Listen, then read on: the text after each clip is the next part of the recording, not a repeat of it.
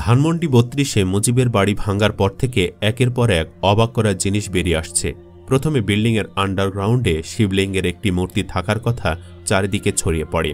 তার একটি ছবিও অনেকে পোস্ট করেছিল সোশ্যাল মিডিয়ায়। পরে ছড়িয়ে পড়ে আয়নাঘর সন্ধানের খবর। আন্ডারগ্রাউন্ডে ৪টি ফ্লোর ও পানি নিয়ে তোলপাড় শুরু হয়। অনেকে পানি শেষে সবকিছু খুঁটিয়ে দেখার অনুরোধ করে। হুজুররা আয়নাঘরের রহস্য উদ্ঘাটনে রাজপথেও নেমেছে। ড ইউনূসের সরকার আয়নাঘর পরিদর্শনে যাবে বলে জানিয়েছেন।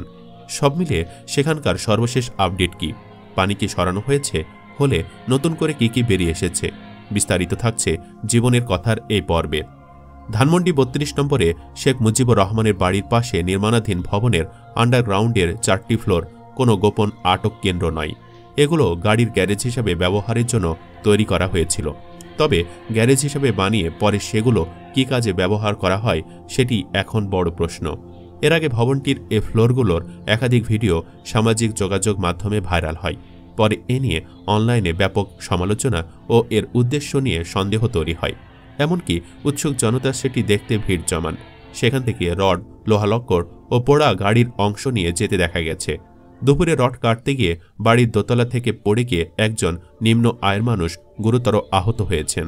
সংশ্লিষ্টরা বলছেন, যেভাবে ঝুঁকিপূর্ণ অবস্থায় নিম্ন আয়ের মানুষেরা বিধ্বস্ত বাড়ি থেকে রড ও লোহা লক্কর নিয়ে যাচ্ছে, তাতে আরও দুর্ঘটনা ঘটতে পারে। এছাড়া বাড়ির ৩ তলার সামনের অংশ অনেকটা ঝুলন্ত অবস্থায় দাঁড়িয়ে আছে। যে কোনো সময়ে ধসে পড়লে বড় ধরনের প্রাণহানি ঘটতে পারে। ছুটির দিন সকাল থেকে উৎসুক মানুষের ভিড় দেখা যায়। অনেকে জিজ্ঞেস করছেন, এখানে আয়নাঘর কোথায়?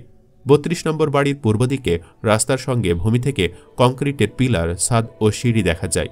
ভবনটির বেসমেন্টে বলা হয় আয়নাঘর রয়েছে। বিষয়টি সোশ্যাল মিডিয়ায় ভাইরাল হয়েছে। সেটা জানতে পেরে সকাল থেকে ওই ভবন ঘিরে উৎসুক জনতার ভিড় পড়ে যায়।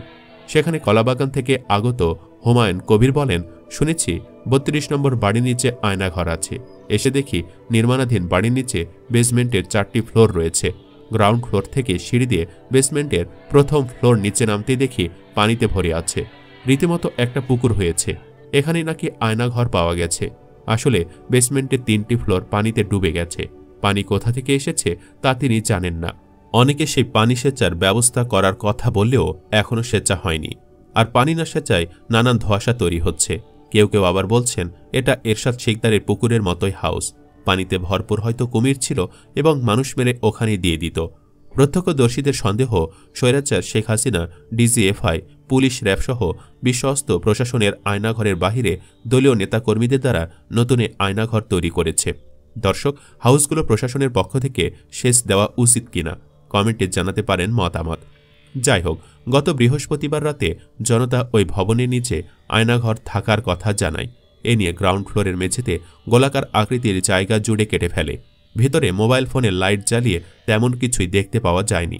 তবে অনেকে ওই ভবনে বেসমেন্টে গিয়ে সেসব দৃশ্য মোবাইল ফোনে ভিডিও করে আয়নাঘর রয়েছে বলে সোশ্যাল মিডিয়ায় ছড়িয়ে দেন।